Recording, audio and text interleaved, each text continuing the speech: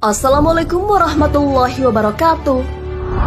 Sahabat beriman, sholat subuh memiliki nilai yang tinggi dalam syariat Islam.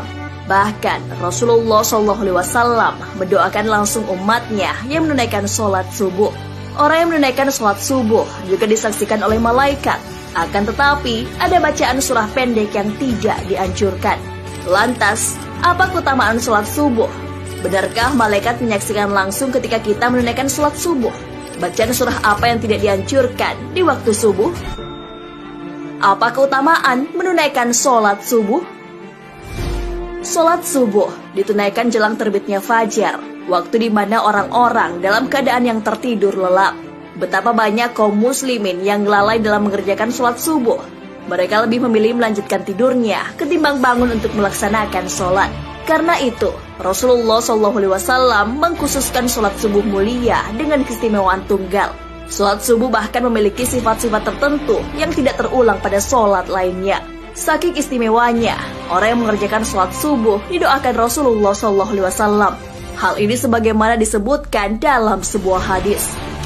Rasulullah SAW bersabda, "Ya Allah, berkahilah umatku selama mereka senang bangun subuh." Hadis riwayat Tirmidzi, Abu Daud, Ahmad, dan Ibnu Majah. Apabila Rasulullah SAW yang berdoa, maka tidak ada perantara di antara Rasulullah SAW dengan Allah Subhanahu Wa Taala. Secara jasadiah, Rasulullah SAW yang paling dekat dengan Allah Subhanahu Wa Taala. Dalam hadis lain dijelaskan bahwa orang yang melaksanakan sholat subuh berada dalam jaminan Allah Subhanahu Wa Taala. Rasulullah SAW bersabda, "Siapa yang menunaikan sholat subuh, maka ia berada dalam jaminan Allah.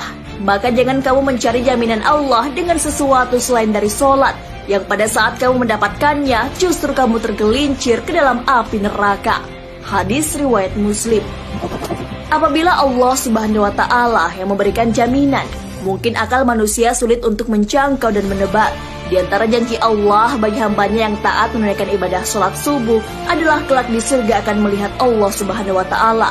Hal ini sebagaimana sabda Rasulullah SAW. Kami sedang duduk bersama Rasulullah SAW ketika melihat bulan purnama. Beliau berkata, "Sungguh kalian akan melihat Rabb kalian sebagaimana kalian melihat bulan yang tidak terhalang dalam melihatnya.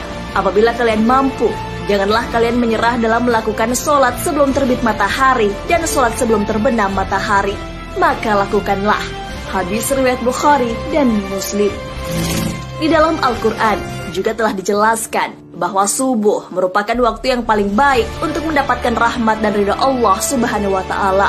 Allah berfirman, "Dan bersabarlah kamu bersama-sama dengan orang-orang yang menyeru Tuhannya di pagi dan senja hari dengan mengharap keridaannya. Dan janganlah kedua matamu berpaling dari mereka karena mengharapkan perhiasan kehidupan dunia. Dan janganlah kamu mengikuti orang yang hatinya telah kami lalaikan dari mengingat kami, serta menuruti hawa nafsunya, dan adalah keadaannya itu melewati batas." Quran Surah Al-Kahfi ayat 28. Apabila seseorang mengerjakan sholat subuh, niscaya ia akan dapat banyak keutamaan.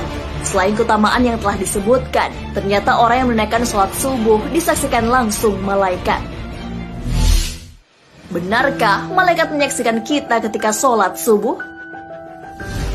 Sholat subuh merupakan satu di antara sholat wajib 5 waktu yang mempunyai kekhususan dari sholat lainnya.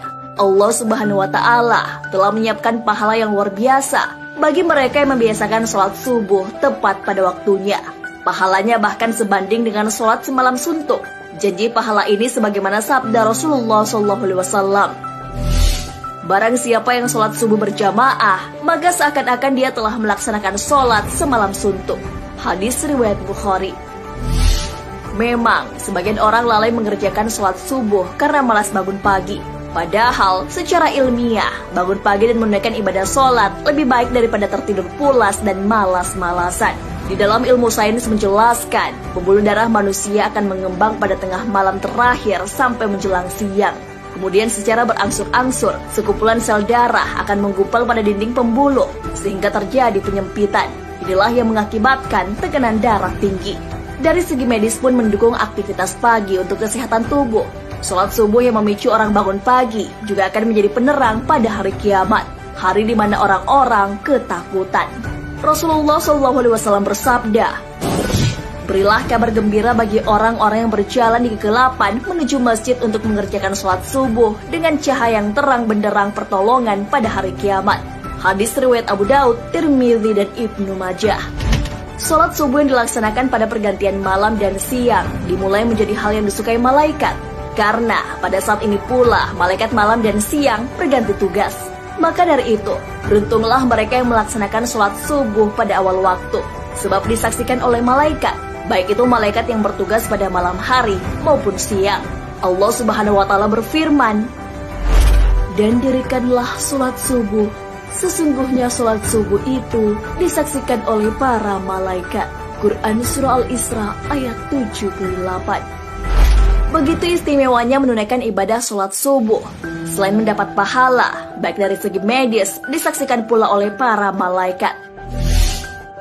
Lantas, surah apa saja yang tidak dianjurkan dibaca ketika sholat subuh? Begitu utama dan istimewanya sholat subuh, sampai-sampai ada bacaan surah tertentu yang tidak dianjurkan. Dalam Quran Surah Al-Isra ayat 78 dijelaskan bahwa malaikat menyaksikan langsung orang yang menunaikan ibadah sholat subuh. Dari tafsir ayat tersebut, para ulama menyimpulkan bahwa pada sholat subuh setelah bacaan Al-Fatihah, disunnahkan membaca Al-Quran panjang, baik surah atau ayat. Itulah yang dimaksud min sunan al-mursalin tul al-qiraah, di mana tradisi nabi-nabi terdahulu yang kemudian dilanjutkan oleh Rasulullah SAW, para sahabat, tabi'in, dan as-salaf as-salih membaca ayat-ayat atau surah panjang ketika menjadi imam sholat subuh. Maka dari itu, seorang imam sholat subuh setelah membaca Al-Fatihah, janganlah membaca surah pendek, apalagi super pendek seperti Al-Ikhlas, Al-Falaq, dan An-Nas. Ini bukan masalah sah dan tidak sah, melainkan masalah untung dan rugi. Perkara sah sudah pasti sah, tapi rugi, karena mumpung disaksikan banyak malaikat, maka tentu sangat disayangkan sekali jika hanya ayat pendek yang dibaca. Karena apabila semakin banyak huruf-huruf Al-Quran yang dibaca dalam melaksanakan sholat subuh yang disaksikan oleh malaikat, akan menambah catatan amal kebaikan kita yang disampaikan ke Allah Subhanahu wa Ta'ala melalui malaikat. Rasulullah SAW seringkali menunjukkan contoh-contoh bacaan sholat subuh yang menandakan syarat akan makna tertentu. Pada beberapa riwayat, Rasulullah SAW disebutkan sering membaca surah Al-Waqi'ah, At-Tur, Qaf, At-Takwir. Rasulullah SAW juga biasa membaca surah Ar-Rum, surah Yasin, dan surah As-Saffat. Dari Jabir bin Samurah yang mengatakan, Rasulullah SAW melakukan sholat-sholat wajib, seperti sholat yang kalian lakukan sekarang ini. Akan tetapi, terkadang beliau meringankannya. Sholat beliau lebih ringan daripada sholat kalian. Dan terkadang dalam sholat fajar atau subuh, beliau membaca surah Al-Waqi'ah dan surah-surah yang semisalnya. Hadis riwayat Ahmad. Sholat 2 rakaat sebelum sholat subuh atau sholat qobliyah juga memiliki keutamaan. Keutamaan qobliyah subuh, pahalanya besar dan fadilahnya digambarkan lebih bagus daripada dunia seisinya. Sholat sunnah ini dilakukan sedang-sedang saja, tidak perlu berlama-lama. Dalam mazhab Hanafi, ada pendapat yang menunjukkan waktu afdal menunaikan ibadah sholat subuh ketika langit menguning, pertanda matahari siap-siap mulai terbit. Namun, pendapat ini kurang populer meskipun ada juga yang mengamalkan. Begitulah keistimewaan sholat subuh. Sudah seharusnya tidak ada lagi yang menghalangi kita untuk meninggalkan selimut dan mengakhiri tidur kita untuk melakukan sholat subuh.